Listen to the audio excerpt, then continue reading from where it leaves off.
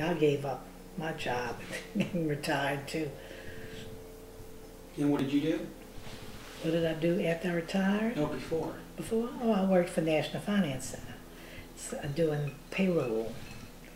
And you worked on Canal Street at first? No. Oh, you didn't work with Roseland? No. I worked out there at Michon. Michon, yeah. Did you work at Michon when the pontoon bridge was out of order? You had to go all the way around. I'm trying to remember. You know, I don't even remember the Bingity Bangity Bridge. Well, it did. It went Bangity Bridge. It went out from time to time. I can remember going over it with Pat and everything. I don't remember driving over to work. I think at that time they built Parish Road all the way. You know. I know Bobby worked at Michon there. Yeah. And when the bridge was out, she would have to go all the way back to on the other side of the Industrial Canal, go to Old Chef Highway and go back out to Michon. The only time I did that was when it snowed one year. It's big snow flakes. I'm telling you, it looked like silver dollars falling. It was so beautiful, beautiful snow. And our boss wouldn't let us go. He said, "No, y'all gotta stay." And I said, "Well, I'm going home because they're gonna close that green bridge." The Green Bridge. It was painted, it was gray, but we called it the Green Bridge. So I said, "I'm leaving." I told my supervisor, "I'm going." So he could dock me, he could find me. I said, "I'm going home." Get right to the bridge, and the police were putting up the blockade, what's it called? Barricade, the barricades. And you go over that bridge and you can't go over the bridge. Why can't I go over the bridge? I just gotta go.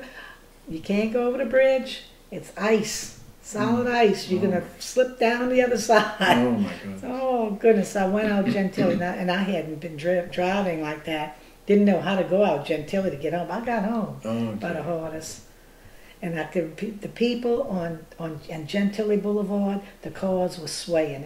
It was so slippery. Wow. They were just swaying from side to You side. still had, when you were on Gentilly, you still had a long way to go. Yeah. Yeah, gee. Oh, that was something. Didn't one lady rent a room? Mary Rose.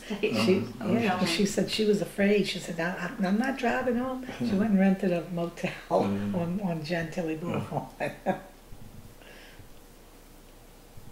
Any other final stories you want to tell? I'm trying to think of something to tell you, honey. What was one of your most memorable moments with Pat? There was many. Pat was a wonderful husband, father, and I can't think of things as far as one special moment because he gave me my way. That was a one moment. He gave me my way.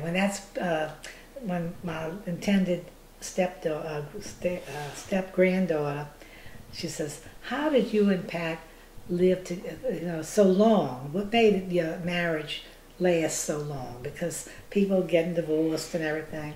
And I said, I could tell you one thing, he gave me my way. And that was with Pat. He never argued about nothing. Anything I wanted to do was fine with him. Well, that's some good advice. You ought to write a book on that. Yeah. Anything, and that's what I said. You got to meet somebody that's going to give you your way. Yeah. Yeah, but was your way always the right way? The best way. Oh, the only way, huh?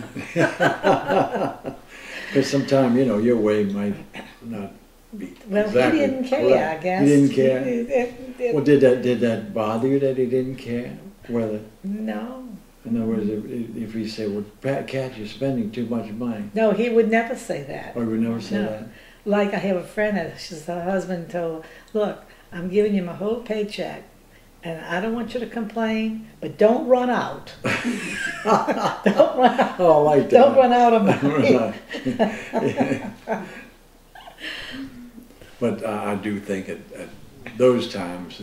well, I think I was just a person that knew how to handle money. Yeah. And I just, I'm sure that there's some wives that the husband would have to step in because they wouldn't handle it like that. Well, sure, they go spend on foolishness. Right. But I was well, you didn't smoke? Good wife. You didn't smoke, you didn't drink? He had a good wife. Well, I know y'all got along well together. Well, Pat was always, he was what's the words I'm looking for? Jolly. Easy going. Easy going. There you go. There you go. She can verify that because he never fussed and argued with these kids. Never did tell them no. Nope. Janice would say, going to the senior prom, junior prom, what time do I have to be home? And I'd say, you got to be home for 12 o'clock. And Pat would say, 12 o'clock? Can't you come home a little later than that?